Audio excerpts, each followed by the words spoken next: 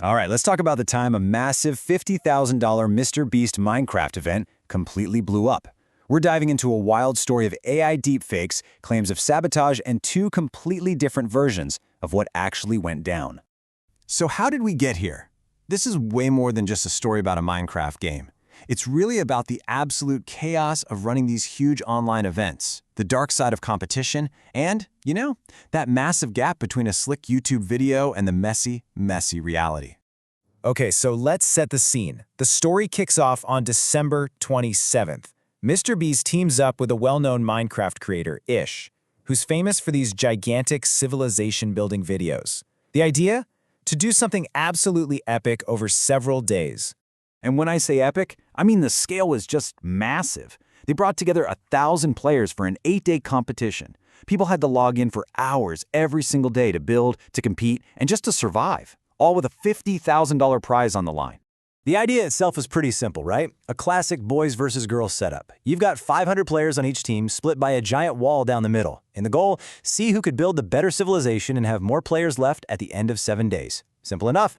So eventually the final video comes out on MrBeast's Gaming channel, and it tells this very clean, very straightforward story. It was cut together just like a reality TV show, focusing on the drama and, of course, the final result. And according to that polished final version, the boys' team won simply because the girls' team fell apart. The video showed their leader disappearing, different groups turning on each other. Basically, their whole civilization just collapsed from the inside. Seemed like a pretty open and shut case. But you know how these things go. That perfect story, it didn't last long. Literally within hours of the video going live, players from the event, mostly from the girls' team, started speaking out online, saying the video was a total fabrication that buried what really happened. And the thing that really lit the fuse was a Twitter thread from a player named Zavi Gamer. Her post just exploded online. She claimed the girls' team didn't just collapse on its own. No, it was systematically destroyed from the inside by a group of guys who cheated their way in. So here's how this whole thing supposedly went down.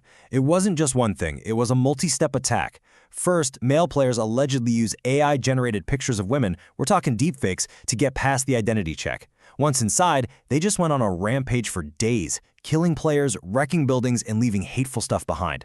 And all that chaos, it created so much paranoia that the team started turning on itself, accusing innocent players of being infiltrators. And Zali's thread? That was just the tip of the iceberg. Suddenly, other players started chiming in, painting this picture of an event that was just completely out of control. We're talking claims of players being bribed with DoorDash to betray their team, people selling their accounts to the other side, and tragically, legitimate trans players on the girls' team were getting targeted because of all the paranoia. And on top of it all, the staff was apparently overwhelmed and way too slow to respond. And it wasn't just one person saying this. These claims got backed up by others, like a player named Makio, who was basically acting as an in-game reporter. She said she personally looked into it and found a whole group of over 10 guys who were all working together. So this was coordinated. But hold on, because that's not the only side of the story. As all these accusations started to pick up steam, a player from the winning boys team decided to speak up and offer a very different perspective. This player, going by the name Just Quacko, posted his own response, basically saying all of these claims were being blown way out of proportion. His main point?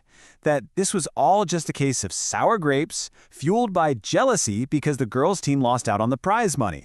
And this is where it gets really fascinating. Because for every single claim, there was a direct counter-argument.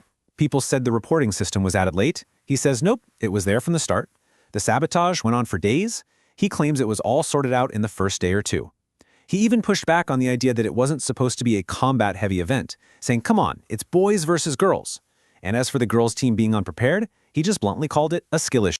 And he didn't just come with opinions, he brought a receipt, so to speak. He shared this screenshot from a staff announcement on day 2 of the event. And right there, it says the small group of players who snuck in using AI had been found and removed. This suggests the staff handled it pretty quickly, which directly contradicts the claim that it went on for days. So what are we supposed to make of all this? You got two completely opposite tellings of the exact same event. One is a story of a competition ruined by cheaters and bad management. The other is a story of a fair fight where a few small issues were dealt with right away. Where does the truth even begin? And that's really the key here, isn't it? The massive gap between the clean, simple story that was packaged for YouTube and the messy, chaotic reality that was experienced by the people who were actually in the game for 8 days. No matter which side you believe, the reality was a lot more complicated. When you step back, this whole mess is kind of a perfect storm of modern online problems.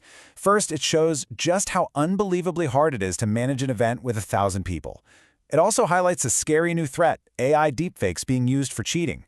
And maybe it shows that a boys versus girls format is just asking for this kind of trouble. But the biggest lesson?